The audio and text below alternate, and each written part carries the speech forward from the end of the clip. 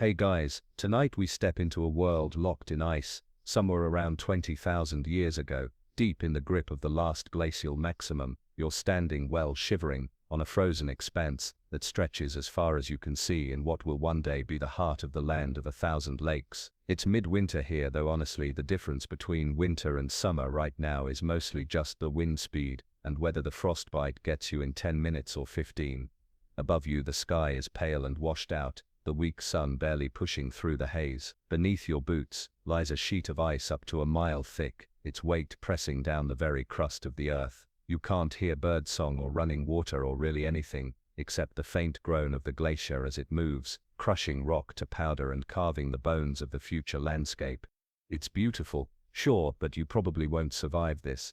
So tonight, let's explore how this frozen kingdom melts away, step by step, to reveal a land that will become rich with forests, rivers and thousands of shimmering lakes. Drop your location and local time in the comments. Let's see where in the world this ice age finds you. And remember, when we're done tonight, you'll never look at a summer swim the same way again. Now take a breath, because we're going to start right here, on this immense silent ice sheet at the peak of its power. The last glacial maximum, LGM if you want to sound cool to paleoclimatologists, is the high water mark of cold, when the planet's ice coverage was at its greatest extent.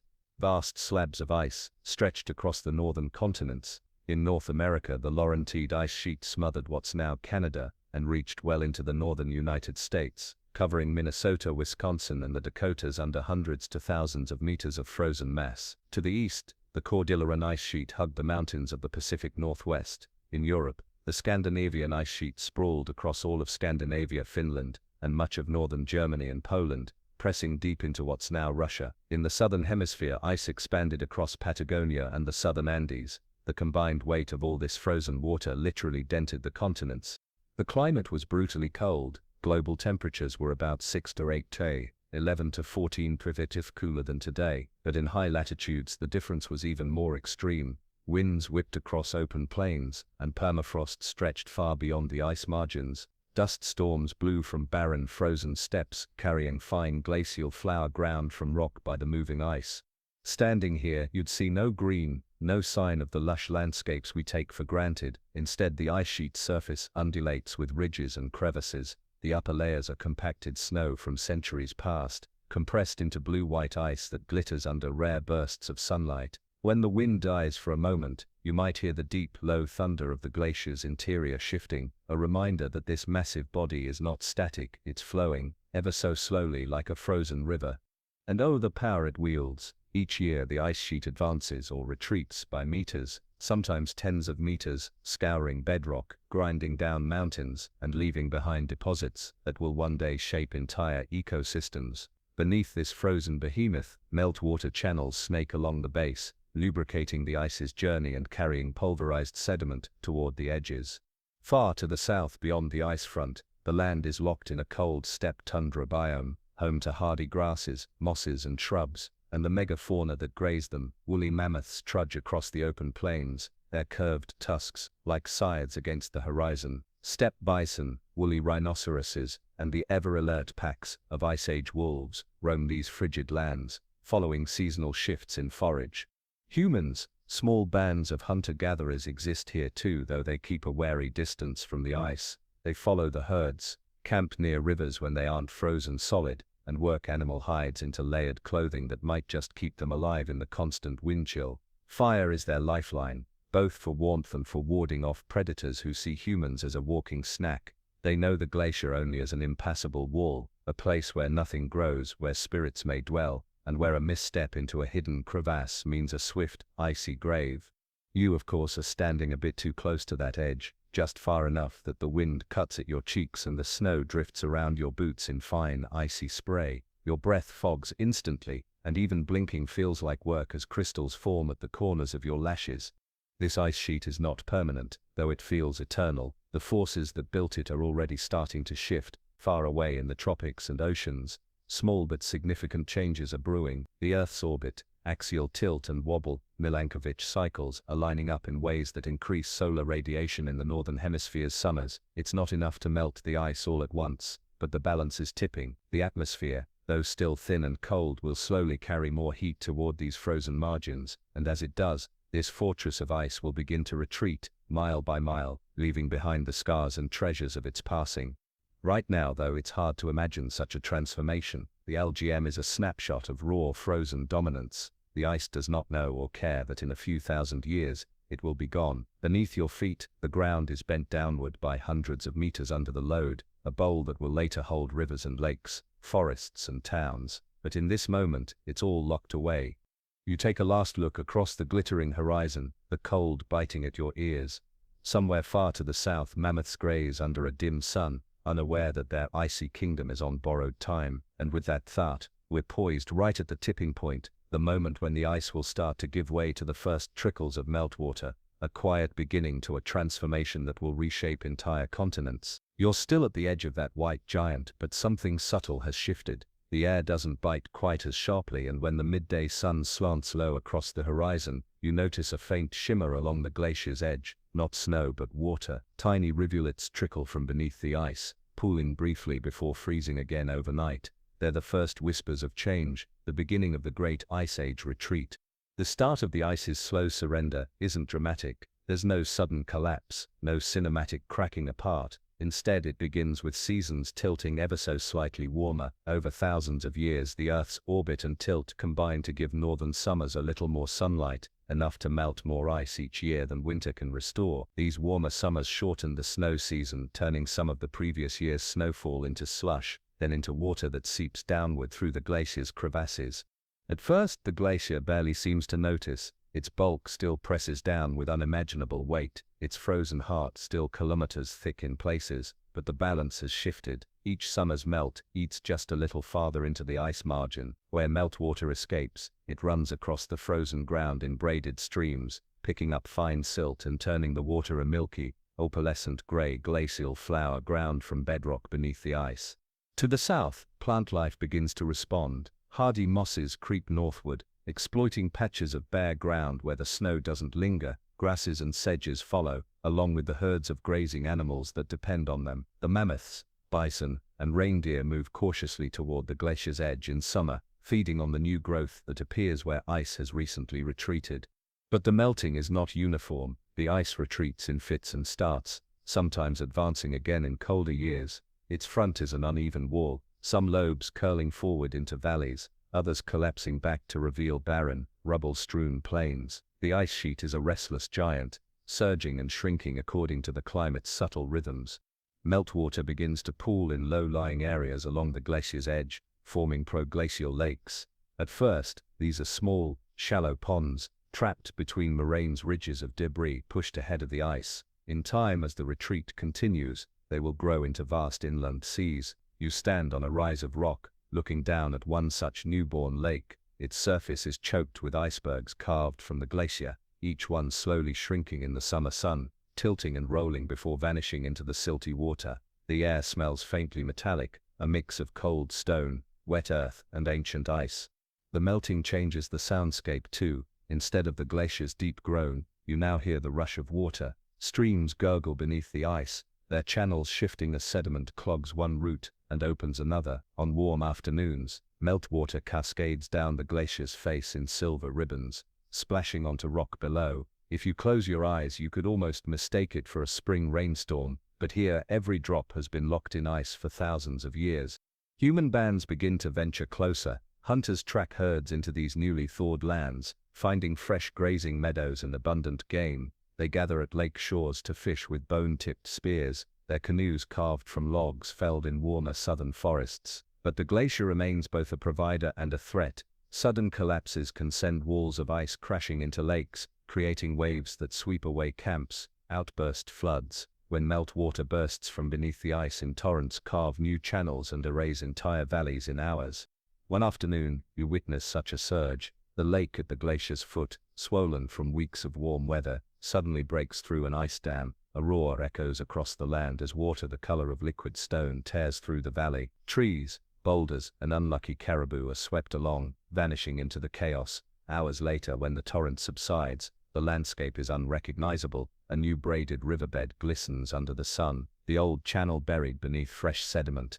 It's clear now, the ice is in retreat, Even if it fights for every mile, its edge pulls back, revealing ground that hasn't seen sunlight in tens of thousands of years. Here the soil is raw and stony, scraped bare by glacial scouring. It will take centuries before it can support more than the hardiest plants, but already, wind-blown seeds are beginning to find purchase.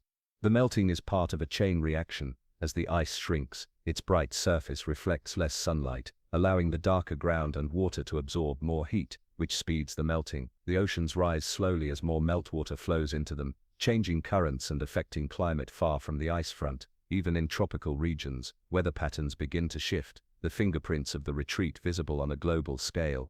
But here, standing on the boundary between the ancient ice and the newborn land, you can see the transformation in real time. The glacier's grip is loosening, the rivers are running stronger, the lakes are growing larger, and though the process will take thousands of years to complete, the outcome is inevitable. The age of the ice is ending, and a new world, one of water, forest and life, is beginning to take shape. The trickles and rivulets you've been watching swell into something more ambitious. Along the ice front, meltwater isn't just pooling into small ponds anymore, it's collecting in vast, shimmering sheets that stretch for miles, hemmed in by walls of ice and raw earth. These are the first true proglacial lakes, born in the shadow of the retreating glacier. They form wherever the meltwater has nowhere else to go, when a glacier's tongue blocks a valley, when moraines dam the natural flow of rivers, or when the sheer weight of the ice has pressed the land so low that drainage toward the sea is impossible. From above they must look like mirrors wedged against a wall of frozen white. From where you stand, they're endless, milky expanses, their waters heavy with suspended rock flower ground from bedrock. In sunlight, the lakes gleam turquoise or jade, but if you scoop a handful, the silt turns the water opaque and gritty. Lake Agassiz, though you wouldn't know its name yet, is one of these giants. At its peak, it will be larger than all the Great Lakes combined, covering swathes of central North America. Others, smaller, but still vast by modern standards, form across Europe and Asia. Each is temporary, though temporary here can mean centuries. They shift, expand or vanish altogether when ice dams fail or drainage routes change. The stillness is deceptive. Beneath the surface, cold currents swirl, driven by meltwater streams pouring in from the glacier. Icebergs bob and grind, some the size of small islands, carved from the glacier's edge with an echoing crack. In spring, when melt is strongest, the air is full of sounds, deep booms as ice chunks roll and split, the lap of water against the moraine shore, the hiss of distant waterfalls feeding the lake from hidden melt channels. You notice that the shoreline isn't like the gentle banks of modern lakes. It's raw and unstable piles of angular rock, sand and clay, dumped by the glacier's bulldozing front. In places, the moraine rises into a ridge you can climb for a better view. From up here, the scale of the lake is staggering. It stretches to the horizon, broken only by floating shards of ancient ice. The water's edge creeps higher each day as more meltwater pours in. For animals, these lakes are both barrier and resource. Caribou skirt their edges, grazing on the fresh vegetation sprouting along meltwater-fed meadows. Waterfowl, early migrants riding warming trends, begin to find refuge here, feeding on the first aquatic plants in shallow inlets. Predators soon follow, wolves stalking the caribou herds, and humans trailing behind both. For people, these proglacial lakes are an irresistible lure. Fish teem in their cold depths, and the flat lake shores offer open ground for temporary camps, but they are dangerous neighbors. An ice dam can fail without warning, unleashing an outburst flood that reshapes the land in hours. Archaeologists, millennia later, will find gravel layers hundreds of miles downstream from such cataclysms, evidence of water flows that rival modern rivers in discharge many times over. One afternoon, you watch a storm roll in from the south. Dark clouds spill across the lake, their reflection turning the surface into a sheet of black glass. The wind pushes icebergs into each other with dull thuds. Rain pelts the moraine, carving tiny rivulets that snake toward the lake. Lightning flashes against the glacier wall, briefly illuminating its blue heart, and for a moment, the whole scene feels like some ancient god flexing its power. Then, just as quickly, the storm passes, leaving a new layer of fresh water on top of the silt-heavy melt. As seasons pass, these lakes grow, merge, and sometimes drain catastrophically, carving deep channels and new valleys. In their wake, they leave behind fertile soils and depressions that will become the smaller, more permanent lakes of the future. Standing here, you're witnessing the very first drafts of the land of 1,000 lakes being drawn, not by human hands, but by the restless interplay of ice, water, and time. And the glacier, though still massive, is losing ground faster now. Every year, more of its front calves into the water, sending ripples across the newborn lakes. These bodies of water are both the product of its death and the agents of its undoing, eating away at the ice margin day by day.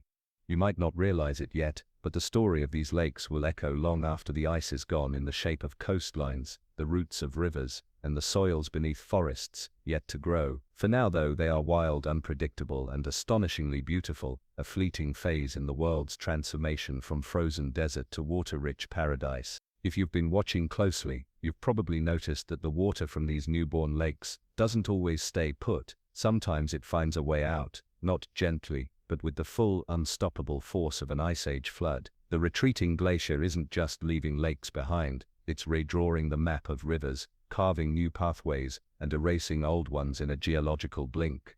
When the ice front blocks a natural drainage route, water is forced to find an alternative escape. Sometimes that means flowing in entirely the wrong direction, reversing the course of ancient rivers. At other times, the pressure builds silently until the dam, whether made of ice or moraine, fails in a catastrophic burst. What follows is like uncorking an ocean. You stand on a ridge of freshly exposed rock, looking down into a wide valley. The glacier once filled it completely, pressing against the cliff walls. Now it's gone, and in its place a frothing torrent races through, thick with silt and debris. This isn't a gentle river, it's a braided monster, its channels splitting and rejoining, constantly shifting as they drop tons of sediment across the valley floor. These floods, known as jökulhlaups in Iceland today, can move volumes of water so massive that they defy modern comparison. Imagine the combined flow of all the world's rivers multiplied many times over, compressed into just a few days, or even hours. Boulders the size of wagons roll along the current, like pebbles. Entire forests, stripped of soil, are tossed downstream like matchsticks. And when the water finally subsides, the land it leaves behind is unrecognizable. New channels cut deep into the earth, vast fans of gravel and sand, and abandoned riverbeds that will never see water again. This chaos isn't limited to one region. In North America, meltwater from Lake Agassiz and other proglacial lakes occasionally surges south or east, scouring the Mississippi Basin or racing toward the Atlantic via the St. Lawrence Valley. In Europe, meltwater floods carve through the Baltic region and across northern plains, reshaping coastlines and draining entire basins. These sudden redirections permanently alter where rivers run, deciding which valleys will host flowing water and which will dry into meadows or bogs. But not all changes happen in violent bursts. Often the redrawing is quieter but just as profound. As the glacier's grip weakens, old meltwater channels once buried beneath the ice become open-air rivers, winding across the raw landscape. Some follow pre-existing valleys, others wander into new terrain, unconstrained by vegetation or soil. Without roots to hold the banks, these rivers erode quickly, widening into broad channels and scattering sediment across floodplains. From your vantage point, you watch one such river split into several shimmering arms, each lined with freshly dumped gravel. The water is the same cloudy gray as the proglacial lakes, carrying glacial flour far downstream. In the shallows, you can already spot small fish flashing beneath the surface, pioneers in this changing world, carried in from warmer ice-free waters. For the first human groups pushing northward, these rivers are both highways and hazards. They offer routes for travel by canoe in summer, but in flood season they can sweep away camps without warning. Hunters learn to read the banks, spotting the damp, fresh deposits that warn of recent surges. They find choke points where fish gather, trapping them with woven baskets or spear points of antler and bone. These early people don't yet know the full extent of the glacier's transformation, but they are living in the middle of a revolution, one measured in miles of shifting water. Animals adapt as quickly as they can. Grazers stick to high ground when the melt season begins, wary of sudden floods. Wolves and bears follow the changing courses, scavenging fish washed onto shorelines. Birds, sensing the rich feeding grounds, gather in great flocks along sandbars and oxbow lakes newly cut off from the main current.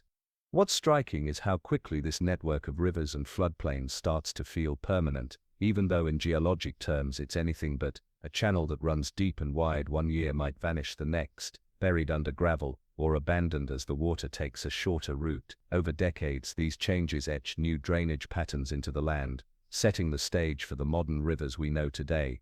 Somewhere downstream, a flood from one of these meltwater surges reaches the sea. When it does, it doesn't just carry fresh water, it delivers a massive pulse of sediment, reshaping deltas and clouding coastal waters for miles offshore. Marine life reacts. Some species thriving in the nutrient-rich mix, others fleeing to clearer depths. The glacier's retreat, far inland, is silently altering entire marine ecosystems, thousands of miles away. Standing here, you realize that water is now the primary sculptor of the land. Ice carved the broad strokes, gouging valleys and grinding down bedrock, but meltwater is adding the fine details, digging, filling, and painting the landscape in rivers and lakes. The glacier is no longer the unchallenged ruler of this world. Its power is breaking apart, flowing downhill in restless torrents that will not stop until they find the ocean. And still the melting continues, pulling back the icy curtain to reveal more terrain for these rivers to claim. The stage is set for the next act, the birth of not just a few scattered lakes, but thousands of them, each with its own origin story written in ice and stone. You've been following the meltwater long enough now to realize that rivers are only part of the story. The real surprise comes when the ice retreats just far enough to expose the pitted, scarred bedrock beneath, and every hollow, every gouge, every low spot begins to fill with water. This is the birth of the first 1,000 lakes. From above, if you could hover like some patient Ice Age bird, you'd see the landscape transform almost overnight. In geological terms, where the glacier once pressed flat against the earth, it has left behind an irregular quilt of depressions, some small as ponds, others sprawling for miles. The ice didn't just scrape and polish, it carved basins, scooped out soft rock, and left behind chunks of itself buried in the debris. As those stranded ice blocks melt, they leave deep, steep-sided hollows called kettle lakes. One morning you climb a newly exposed moraine ridge and look down into a valley that didn't exist a few centuries ago.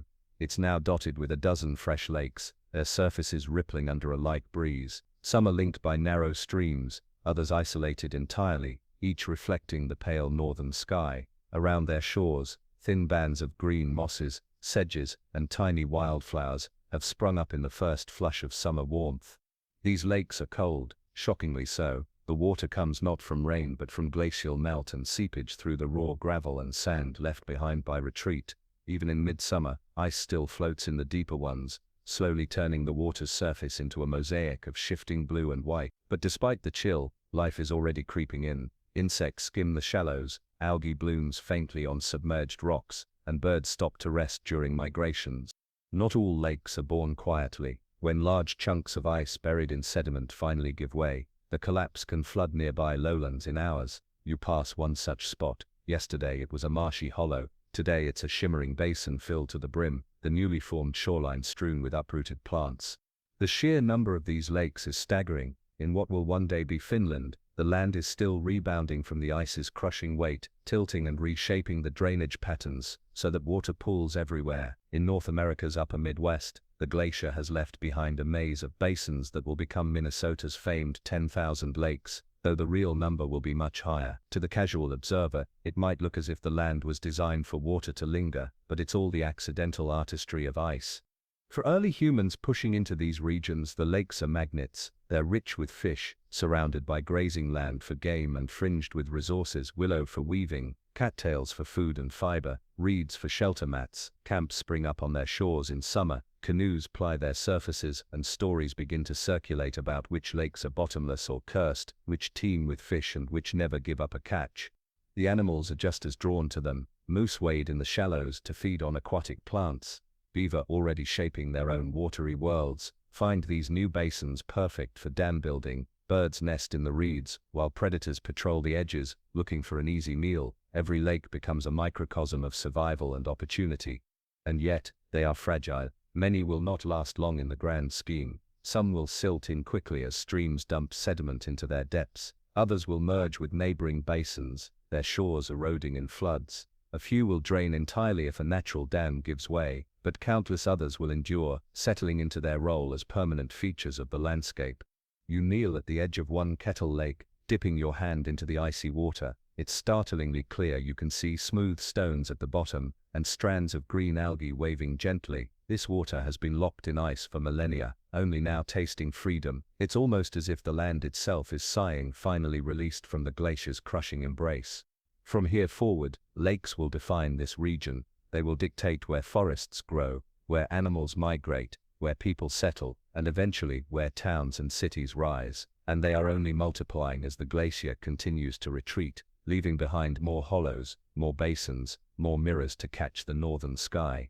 The Land of 1,000 Lakes isn't a poetic title yet, it's just the raw, accidental truth of what happens when a world of ice decides to melt, and the process has only just begun. Walk across this freshly exposed ground, and you'll soon realize that the glacier didn't just leave behind lakes, it signed the land with enormous, unmistakable fingerprints. Everywhere you look, the terrain is patterned with strange ridges, winding gravel highways, and teardrop-shaped hills. These are the landforms the ice built in its long reign: moraines, eskers, drumlins, each one a frozen chapter in the glacier's story.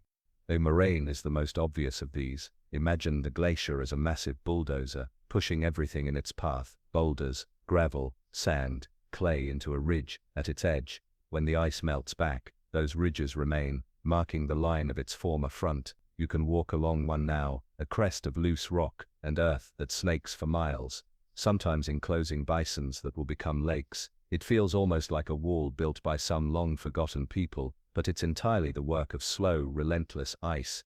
Eskers are stranger still. These are long, sinuous ridges of gravel and sand that look like giant earthworms frozen mid-wriggle. They were formed by meltwater rivers running inside or beneath the glacier, dumping sediment into their channels. When the ice vanished, the channels collapsed, leaving the river's load as a raised, winding pathway. If you follow one, it will lead you across hills and valleys, ignoring the natural contours of the land, because it once obeyed the shape of the ice, not the earth. Then there are drumlins, low, elongated hills shaped like inverted spoons, their pointed ends facing the direction the ice once flowed. They're often found in great fields, hundreds of them lined up like an army frozen in place. Walking among them is disorienting. Every rise looks the same, and the repetition stretches to the horizon. These drumlins are a record of the glacier's movement, molded by ice squeezing and reshaping the sediment beneath it. Between these features lie kettle holes, erratics, giant boulders dropped far from their bedrock source, and outwash plains where meltwater spreads sediment in wide flat sheets. Together they form a landscape that is both chaotic and strangely ordered, a patchwork of forms created by forces too vast to fully grasp when you're standing among them. For the first humans to wander here, these shapes are more than curiosities. They are guides and shelters. A moraine ridge offers a high, dry route above marshy ground. An esker provides a winding trail through otherwise impassable terrain. Kettle holes collect water for drinking, while drumlins can serve as lookouts for spotting game or enemy bands. Without realizing it, people begin to orient themselves using these ice-made landmarks. The animals take advantage too. Wolves den in the sheltered slopes of drumlins, moose browse in the wetlands between moraines, and migrating birds rest on the gravel ridges of eskers. The landscape funnels movement, concentrating life along predictable routes, much as rivers and lakes do. You stop on the crest of an esker and look out. From here the pattern of the land comes into focus. You can trace the arcs of terminal moraines marking the glacier's slow retreat. Beyond them, strings of kettle lakes glitter in the low sun. Farther still, drumlin fields point like compass needles toward the north, as if still following the vanished ice. Every one of these features tells a story of pressure, melt and movement. To a geologist thousands of years from now they'll be evidence of the last great ice's grip on this land. To you here and now they're the bones of a newborn world, raw, strange, and utterly unlike the settled forested country they will one day become. The glacier may be shrinking, but its legacy is everywhere under your feet, and with each passing year as more ice melts and the land breathes again, the pattern will only grow clearer. These are the lasting signatures of a time when ice ruled here, and even when the lakes fill in, the forests grow tall and towns rise, the shape of this land will still whisper the story of its frozen past. If you've been paying attention to the shape of the land, you might have noticed something else, subtle but powerful. The very ground beneath your boots is rising, not fast enough for you to watch in real time, but over decades and centuries, it's unmistakable. This is isostatic rebound, the Earth's crust slowly springing back after being pressed down by the unimaginable weight of the ice sheet. At the height of the last glacial maximum, the glacier here was thick enough to crush the land hundreds of meters lower than its natural level. Rock may seem unyielding, but under the pressure of ice measured in thousands of tons per square meter, even bedrock bends. For tens of thousands of years this region was a giant, shallow bowl under the glacier's weight.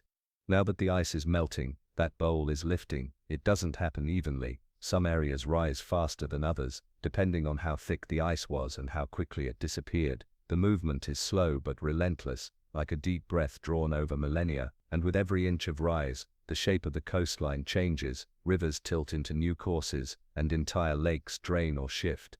You walk along the shore of a large proglacial lake one summer and return a decade later to find the waterline far lower. What was once a bay is now a meadow dotted with young spruce. In the north, bays and inlets shrink into landlocked ponds as the land lifts them out of the sea. In some places, the opposite happens temporarily. Areas still under heavy ice sink even lower as nearby ground rebounds, creating strange tilts in the landscape. For humans moving into these lands, this rising ground is both a gift and a challenge. Formerly drowned shorelines become prime hunting grounds as plants colonize the fresh soil. Fish-rich shallows become dry ground for camp, but just as easily, a favored fishing spot can vanish as the lake pulls away. Navigation becomes tricky when rivers change their gradient and flow in unexpected directions. The rebound also changes the way water drains. Valleys that once led to the sea might become closed basins, trapping water into permanent lakes. In other spots, the tilt shifts just enough for a lake to overflow in a new direction, sending its water into an entirely different watershed. Over centuries, this reshuffling of rivers and lakes will be one of the most important forces in creating the modern drainage systems of the North. If you could watch a time-lapse of this process, the transformation would be dramatic. The land would rise like dough in a proving bowl, shorelines creeping outward, rivers bending, islands merging with the mainland. What is now a vast inland lake might in a few thousand years be a chain of smaller lakes, each perched higher than the last. Even animals feel the change. Birds that once nested along a marshy shoreline have to move each season to keep pace with the receding water. Beavers relocate as their ponds become too shallow. Predators learn to follow the shifting edges of wetlands where prey still comes to drink. Humans adapt too, some moving camps to follow water, others turning to more inland hunting as the coast pulls away. You stand on a rocky ridge, looking down at a bay whose floor is now exposed, mudflats, dotted with the bones of fish and the stumps of ancient drowned trees. It's a reminder that nothing here is fixed. Not the lakes, not the rivers, not even the ground beneath your feet. The ice may have been the great sculptor, but the earth itself is still adjusting, reshaping its surface to a new balance.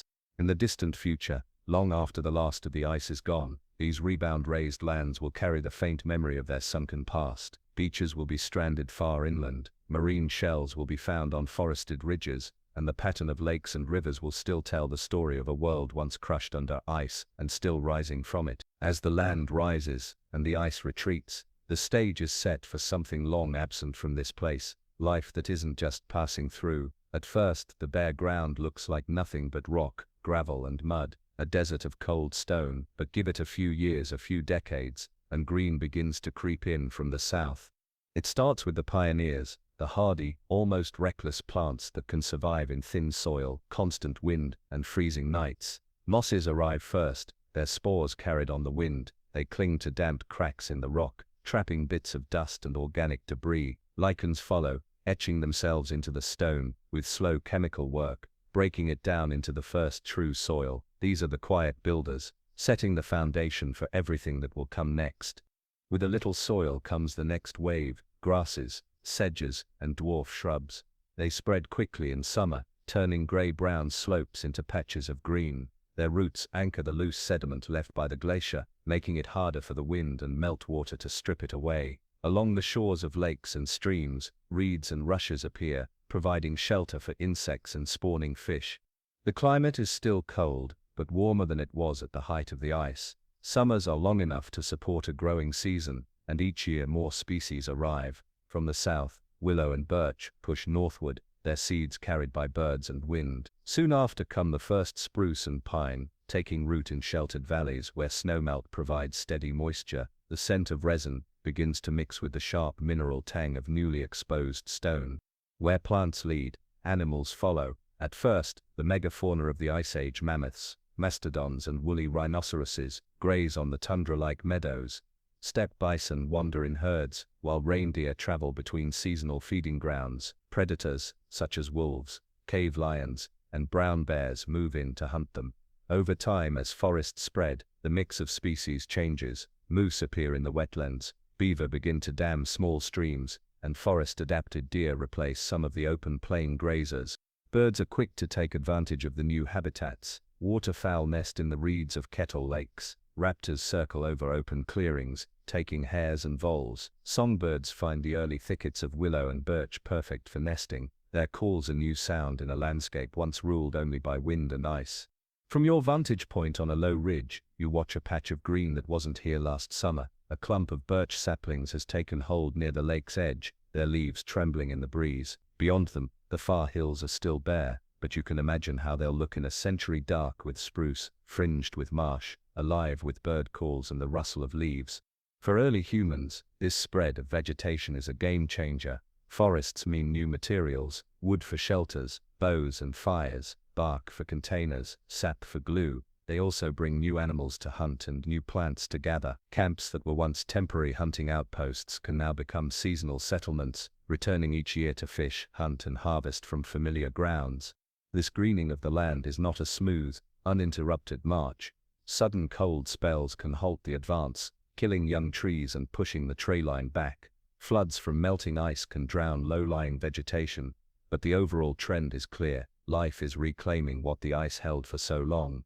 Looking out over the mix of bare rock, young forest and shining water, you realize you're standing in a transitional world, half ice age, half something entirely new. The glacier's grip is gone here, but its mark remains in every curve of the land, every basin filled with water, every ridge of rock, and now the green tide is rolling in, ready to change the face of the land of 1,000 lakes forever. Where plants push north, the great beasts follow. The ice age may be ending, but for now, the megafauna are still here, moving through this fresh, half-formed landscape like they own it. In a way, they do. For tens of thousands of years, these animals have been the dominant players on the northern stage, shaping the land with their grazing, trampling and migrations. Across the open meadows and along the new lake shores, woolly mammoths lumber slowly, their massive curved tusks sweeping arcs in the air. They move in small herds, matriarch-led families, wary but purposeful, pausing to feed on sedges and willow shoots. In the shallows of kettle lakes, you can spot giant beavers, nearly twice the size of modern ones, gnawing at saplings to build dens in the calm water. Steppe bison graze in tight clusters, their heavy heads swinging low as they tear at the grass. Predators track these movements with practiced precision. Packs of dire wolves follow at a distance, keeping downwind, testing the herds for weakness. The air is thick with the calls of scavenging birds, ravens, vultures, ready to move in the moment a kill is made. Brown bears, still fat from summer fishing in glacial streams, wander the edges of clearings, nosing the ground for carrion or edible roots. The ice's retreat has opened new migration corridors. In summer, reindeer travel north to feed on tundra plants growing in the melt zone, then retreat south before the long winter locks the land in snow. Caribou follow similar patterns. Mastodons preferring wetter, more forested areas begin to claim the lowlands where spruce and birch are taking root. Over time, these movement patterns will shape the very routes people take through the land. You watch one migration from the crest of an esker. Below, a herd of mammoths crosses a shallow channel between two lakes, their massive forms moving with surprising grace through the water. Calves keep close to their mothers, while older bulls linger at the edges, ears flaring at any movement in the brush. On the far shore, the herd pauses to drink, dark shapes against the pale gravel beach.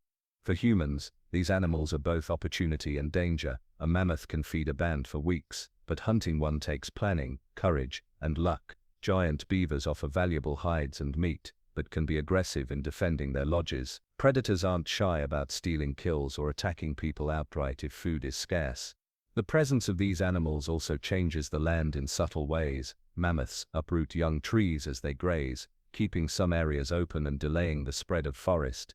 Bison trample wet meadows into muddy wallows, altering drainage patterns. Beavers flood small valleys with their dams, creating new wetlands that attract waterfowl and moose. Even the predators have their role. Wolves keep deer and reindeer herds moving, preventing overgrazing in one place.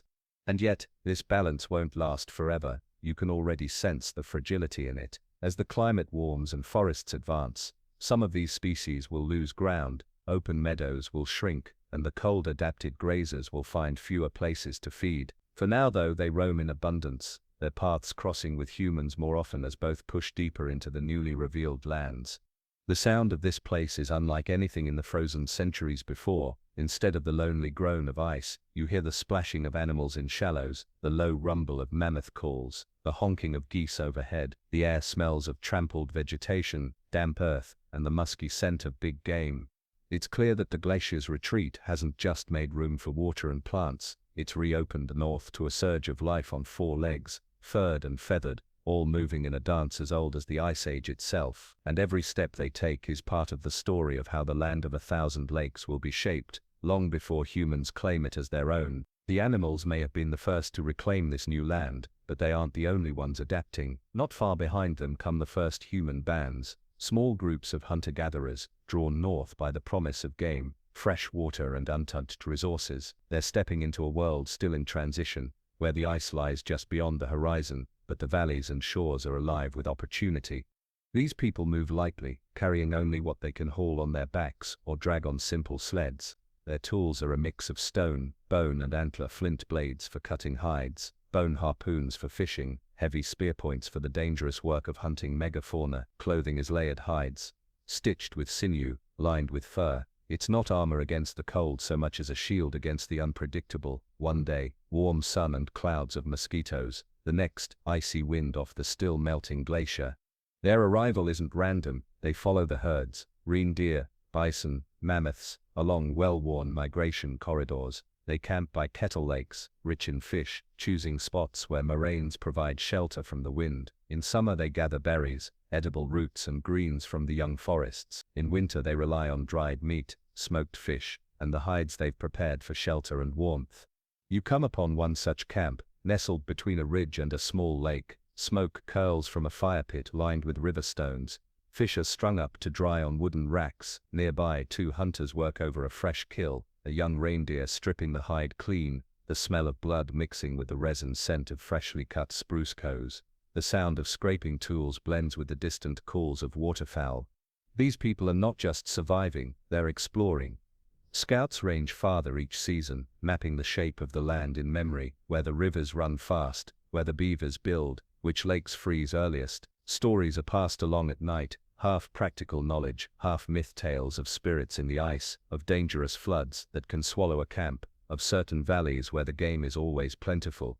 The glacier itself is both a threat and a guide. Its sheer white wall marks the limit of travel, but its meltwater streams lead to fertile valleys. The bands learn to watch the signs of ice collapse, sudden cracks like thunder, a distant rush of water, and to move camp if the air grows heavy with the scent of wet stone. Their technology adapts to the watery landscape. Dugout canoes, hollowed from logs with fire and stone adzes, appear on the lakes, allowing quiet travel between camps. Harpoons and fish traps grow more sophisticated, tuned to the size and habits of local species. They fashion net weights from smoothed stones, weave nets from plant fibers, and set them in narrow channels where the current funnels fish into easy capture. But there's more than hunting and fishing here. The land provides raw materials that will be valued for generations. Fine-grained stone from glacial deposits for tool making, birch bark for waterproof containers, spruce resin for adhesive. The people begin to see these places not just as temporary camps but as part of a circuit they'll return to year after year. From your place on a moraine overlooking the camp, you watch children play near the water's edge, skipping flat stones into the shallows. An elder repairs a net, humming softly. Across the lake, a small group of hunters paddles toward shore, their canoe heavy with fish. This is no permanent settlement, but it's clear these people know the land now, its moods, its dangers, and its gifts. Their presence marks a turning point. Humans are no longer just visitors here, they are becoming part of the ecosystem, shaping it in subtle ways. The trails they walk will harden into paths, the camps they favor will become seasonal gathering spots, and the skills they refine will be passed on, making survival in the land of 1,000 lakes a learned tradition. The ice may still dominate the far horizon, but here on these shores, human life is planting its roots, one fire, one hunt, one journey at a time. By now the lakes and rivers are no longer just features of the land, they're the backbone of survival. For the human bands moving through the region, these waters are highways, food stores and gathering places all at once. The ice has given them a world where fresh water is everywhere, and they're learning how to turn that abundance into an advantage. Fishing becomes as important as hunting, and sometimes even more reliable. In early summer, when the rivers swell with meltwater, fish migrate upstream in dense schools. The people know these times well, setting traps woven from willow branches in narrow channels, or driving fish toward the shallows with poles and noise. Harpoons with bone barbs designed to detach and hold fast make quick work of larger catches like pike or salmon. Smaller fish are caught in baskets weighted with stones and left overnight, retrieved in the morning heavy with the glint of scales.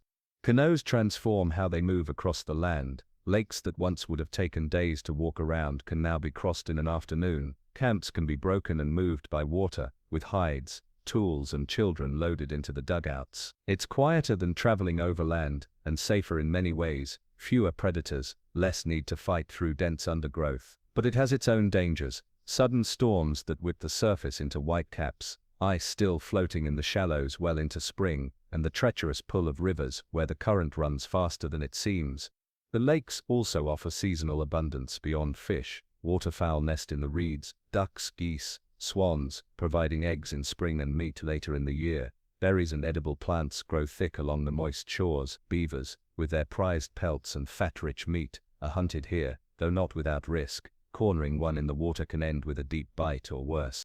Around these waters the rhythm of life becomes tied to the seasons. In spring, the ice on the lakes cracks and drifts, and the first fish runs begin. Summer is for abundance, fishing, berry gathering, storing food for leaner months. Autumn brings waterfowl migrations, when the skies fill with honking flocks, and the people set snares along feeding grounds. Winter tightens the grip again, but the frozen lakes still give ice fishing through holes chopped with stone adzes, nets lowered into the dark water beneath. These waters also shape their gatherings. Certain lakes become annual meeting spots, where different bands come together to share news, trade tools or hides, and arrange alliances or marriages. The knowledge of which lakes connect by navigable rivers becomes a guarded asset, passed down to trusted hunters and elders. From your vantage point on a stony peninsula, you watch one such gathering. In summer, canoes slide in from multiple directions, the air alive with greetings and the splash of paddles. Fires are already burning on the shore, the smell of roasting fish drifting on the breeze. Children chase each other along the waterline, while elders sit in small groups, their tools busy even in conversation, scraping hides, mending nets, carving new harpoon points. The lakes are not just resources, they are becoming the centers of memory and identity. A band might speak of the place where the water is narrow and the fish jump, or the bay where the swans land in the red month, as if those were addresses on a map. Each name holds a story of a great hunt, a lucky escape from a predator, a flood that changed the shoreline. In this way, the land of 1,000 lakes is beginning to take shape, not only on the surface of the earth, but in the minds of the people who live here. The water ties them together. It decides where they travel, where they meet, where they return year after year. And though the glacier still lurks to the north, shedding its meltwater into these same lakes and rivers, its dominance is fading. The people now move not in its shadow, but along the bright, living ribbons of water it left behind, paths that will guide them for generations to come. Just when the new land seems to be settling into a steady rhythm, the climate shifts again, suddenly, and not in anyone's favor. After centuries of slow warming and retreating ice, the world plunges back toward near-glacial conditions in what will later be called the Younger Dryas. It's as if someone has slammed the seasons into reverse. The change is swift on a human time scale. Within a few decades, sometimes within a single lifetime, the summers grow shorter, the winters longer, and the winds sharper. Snow lingers into months that should be warm. Lakes freeze earlier and thaw later. Even the vegetation reacts. The advancing spruce and birch forests stall, then retreat, giving way again to tundra plants that can survive in cold, dry conditions. For the people living here, it's a shock. Camps that once thrived on fishing in long summers now find the ice holding fast until late spring. Hunting becomes harder. Herds shift their migration routes southward, chasing better grazing. The cold thins berry crops, kills off some plants entirely, and drives waterfowl to breed in warmer places. You watch a hunting band break camp in early autumn, much earlier than usual. Frost has already bitten the grass, and a light snow dusts the tents made of stitched hides. The people's movements are quicker, more purposeful. They need to reach their wintering grounds before the rivers freeze solid. On the lake, thin ice has already begun to form along the shaded coves, trapping leaves in its glassy surface. The cause of this sudden chill lies far beyond what anyone here could imagine. massive meltwater floods from the retreating ice sheets have poured into the North Atlantic, disrupting the ocean's circulation patterns. Warm currents are diverted, cutting off the steady delivery of heat to the north. The result is a millennium-long deep freeze, one last gasp of Ice Age climate, before the true interglacial warmth sets in. The landscape bears the brunt of it. In open areas, the wind scours the ground, blowing snow into deep drifts and stripping bare soil where plants once anchored it. Freeze-thaw cycles shatter exposed rock, sending it tumbling into valleys. Rivers run slower under their icy shells, and some shallower lakes freeze almost to the bottom in the depths of winter. Animals adapt in different ways. Some, like woolly mammoths and reindeer, find the return to colder conditions familiar, even favorable, at least for a time. Others, such as moose and certain migratory birds, shift their ranges southward. Predators follow the prey, leaving some valleys eerily quiet. The great giant beaver, already losing ground as wetlands shift, finds fewer and fewer places to build lodges. For humans, survival depends on flexibility. Some bands retreat south with the animals, others hunker down, building more substantial winter shelters from wood and hides, stockpiling dried meat, and learning to break lake ice for winter fishing. Clothing grows heavier, with double layers of fur. Hunting tools are adjusted for different prey. Smaller game, more fish, fewer giant animals. Still, the cold changes the way they think about the land. Routes that once followed open water now must detour around frozen bottlenecks. Gathering spots near large lakes lose their draw when the ice holds for most of the year. People speak in low tones of the old warm times and wonder if they will return. You walk along a frozen lakeshore, the ice beneath your feet a milky white shot through with long trapped cracks. The wind bites hard, but the scene is starkly beautiful. Low winter sun casting pink light across the snow, the distant forest rimmed with frost. It's a reminder that the glacier's story isn't finished yet, and the climate still holds the power to tip the balance. The younger Dryas won't last forever. In a few centuries warmth will return, forests will resume their advance, and the ice will finally release its last grip on the land. But for now the land of 1,000 lakes has been thrown back into a harsher, hungrier season, a final test before the true end of the Ice Age. The cold years linger, but eventually, almost imperceptibly at first, they loosen their hold. Summers stretch longer again, ice breaks earlier on the lakes, and the trey line begins its slow march northward. This time, the warming is not followed by another relapse. The great ice sheets, already weakened by millennia of retreat, begin to collapse in earnest. The last chapter of the glacier's reign is here. You stand on a moraine ridge one spring morning, and the sight is staggering. The glacier's front, once a sheer white wall, is fractured and slumping, pocked with deep meltwater pools.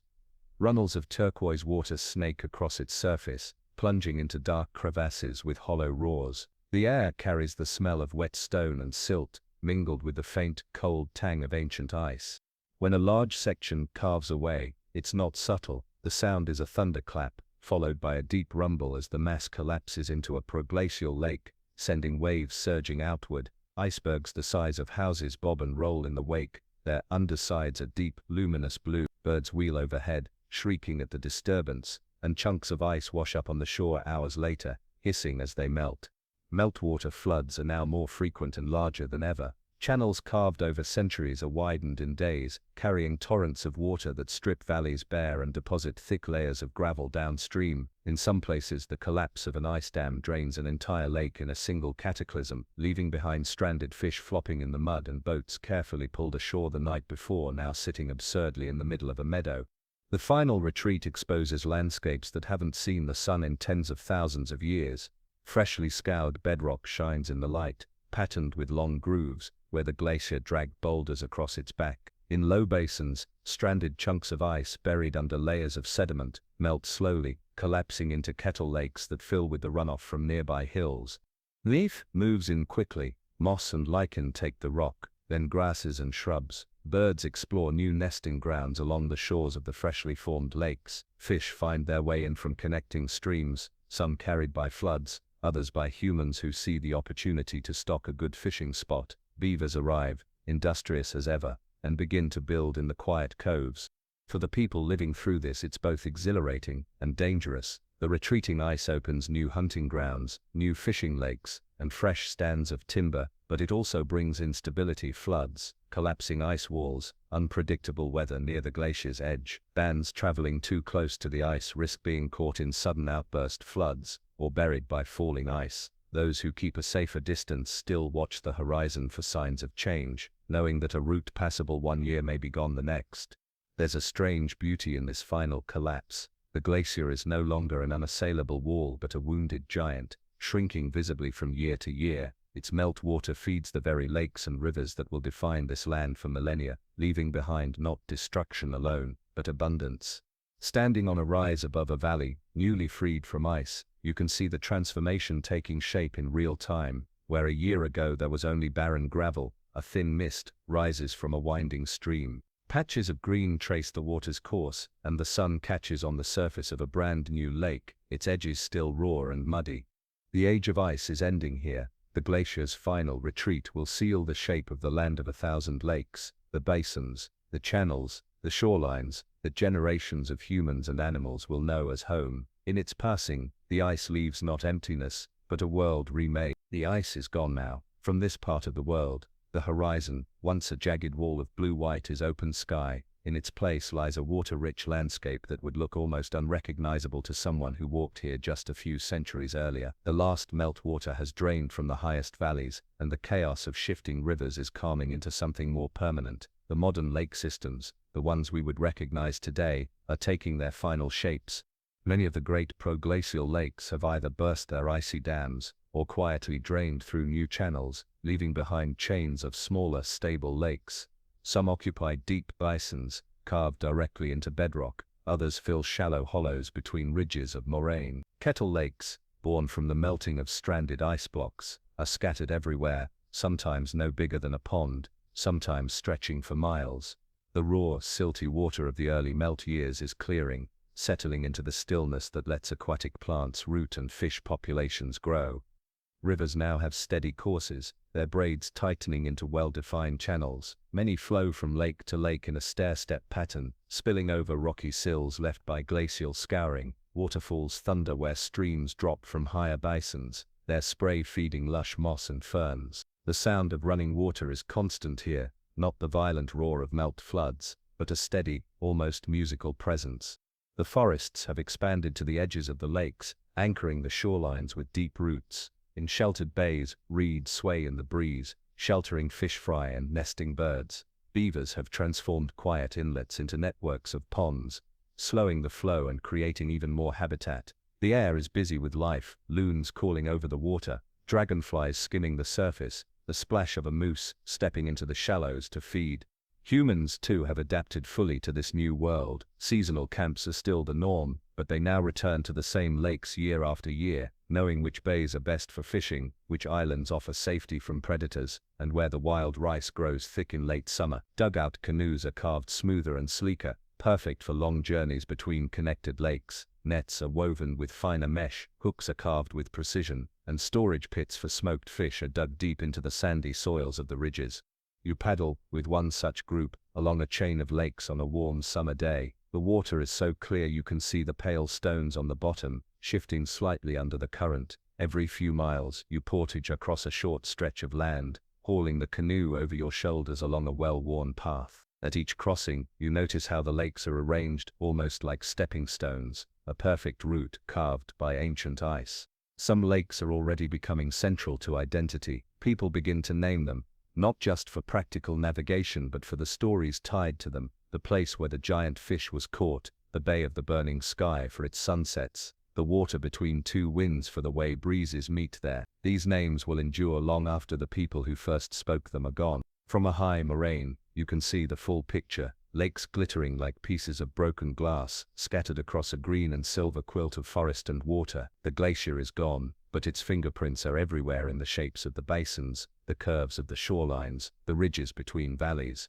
What's remarkable is how quickly stability has set in. In just a few centuries after the ice's final retreat, the land feels complete, alive, balanced, and beautiful. The great age of chaos is over. Now begins the long age of water, where the land of 1,000 lakes will remain much as it is, shaped not by ice or sudden floods, but by the slow, patient work of wind, rain, roots, and time. Even with the ice gone and the lakes settled into their long-term shapes, the glacier's touch is still everywhere, etched into the soil, hidden beneath forests, and shaping the way life unfolds. The legacy of the Ice Age retreat isn't just in the beauty of the scenery, it's in the very foundation of the land. Walk the shoreline of any lake here and you'll see it. The sand under your feet is glacial till, ground fine by ice and water. The rounded stones along the beaches are erratics, boulders carried hundreds of miles from their origins and dropped here when the ice melted. Dig into the soil and you find layers coarse gravel from ancient outwash floods, fine silt from proglacial lake bottoms, and organic rich topsoil just beginning to form from centuries of forest litter. These soils dictate what grows where. Sandy ridges left by eskers favor pine and scrubby oak. Rich silty flats, once lakebeds, sprout meadows and dense willow thickets. Wetlands fill in the hollows between moraines, feeding streams that run cool and clear. The patchwork of soil types means incredible diversity in plant life, which in turn draws a wide range of animals. Rivers still follow paths set by the ice. Some take the long, meandering courses carved into soft sediments. Others run fast and cold, through narrow channels cut into bedrock. Lakes often sit in chains, linked, like beads on a string, where the glacier once scooped a valley deeper in some places than others. Even where humans have yet to leave a permanent mark, the drainage patterns here are distinctly glacial in origin. This legacy also shapes how people use the land. Camps cluster where sandy ridges give easy access to water, or where narrow channels between lakes concentrate fish. Trails follow eskers for miles, providing dry footing through swampy lowlands. The choice of where to settle, where to hunt, where to travel, it all comes back to the blueprint the glacier left behind. The wildlife patterns, too, are tied to that blueprint. Moose wade into shallow bays, rich with aquatic plants, while deer browse the young forests growing in nutrient-rich former lake beds. Beaver dams flood kettle depressions, creating even more small ponds and wetlands. Waterfowl rest along migration routes that follow the same lake chains humans travel. You stand on the crest of a drumlin and turn slowly, taking in the view. Every direction offers a reminder of the glacier's past dominance, the gentle slope of the hill beneath you, the scattering of lakes catching the afternoon sun, the moraines running like long low walls across the land. The air smells of pine and water, a living scent that hides its cold, ancient origin. Over time, these features will fade in human memory. People will remember the lakes, of course, but not necessarily the ice that carved them. They will farm the silty flats without knowing they were once underwater. They will build towns along rivers that owe their very courses to meltwater floods from a vanished glacier. The deep history will remain written only in the land itself, waiting for those who know how to read it. But here, now it's impossible not to see the connection. Every tree, every stream, every curve of the shoreline is the product of a slow retreat that began thousands of years ago. The land of 1,000 lakes is not just a pretty phrase, it's the final masterpiece of the last great ice, still shaping life long after the glacier's last drop of water joined the sea. By the time the great ice has been gone for centuries, the land of 1,000 lakes has entered a new era, one where its identity is inseparable from the water that fills its basins. Forests wrap the shorelines in green, their roots binding the soil the glacier left behind. The air is alive with bird song in summer and the honking of migrating geese in autumn. Loons call across the still water at dusk, their voices echoing in a way that seems to carry the memory of the ice's lonely silence. The people who live here now know the land not as a place of raw change, but as home. They navigate its maze of lakes and rivers by instinct, their mental maps tracing every portage trail, every safe crossing, every hidden bay where fish swarm in the warm months. Seasonal gatherings happen at the same waters year after year, and some of those gatherings begin to plant the seeds of permanent settlement. Fishing is no longer a matter of chance, it's a craft honed over generations. Nets are set where currents sweep baitfish into narrow channels. Stone weirs are built in shallows to guide fish into traps. Wild rice is harvested in late summer, paddled into with canoes and knocked gently into baskets. These waters are pantries, highways, and meeting places all at once. The lakes have become markers of identity. Stories tie specific places to ancestors, hunts, or remarkable events. A certain peninsula might be remembered for the time a storm stranded hunters there for days. A rocky islet could be the site of an ancient fishing camp, still marked by fire-blackened stones. These narratives layer over the physical landscape like a second map, one of memory and meaning. The wildlife thrives alongside the people. Moose still browse the shallows, beaver still dam the streams, and great flocks of waterfowl still pause here on their long migrations. The human presence shapes the land in subtle ways, selective burning to clear shorelines for rice, trails worn deep between favored lakes, but the balance between use and renewal remains intact. If you step back and take in the view from a moraine ridge at sunset, the scene could almost make you forget the violence of its birth. The water glows gold, the forests darken to shadow, and the only sound is the ripple of wind across the lake's surface. But look closely, and the glacier's signature is still there, the curve of the basin, the arc of the ridge, the scatter of kettle ponds in the distance. This land will keep that signature forever, long after these first lake people have moved on, and long after their descendants have built villages, towns, and cities along the water. The shapes carved by the ice will remain, roads will follow old eskers, harbors will nestle into ancient bays, and farms will grow in the silty basins of vanished proglacial lakes. The past is permanent here, even when hidden beneath layers of human history. You stand at the water's edge one last time, letting the cool air roll in off the lake. Somewhere far beneath your feet, the bedrock still remembers the weight of the glacier, the slow crushing and the final release. Above, the sky fades into the kind of deepening blue that only comes where the air is clean and the horizons wide. The world here feels whole now, its long transformation complete. And yet the story is still being written. Every time a ripple crosses the surface, every time a loon calls, every time someone dips a paddle into the mirrored water. Now let the scene slow in your mind. The air is cooler here by the lake shore, and the soft hush of water against the stones is the only rhythm left to notice. You can almost feel the warmth of the day still clinging to the rocks under your hands, while the evening breeze stirs the leaves overhead. The water catches the last light in tiny moving fragments, gold turning to silver, silver deepening to blue. In the distance, a loon's call stretches long and low, the kind of sound that feels like it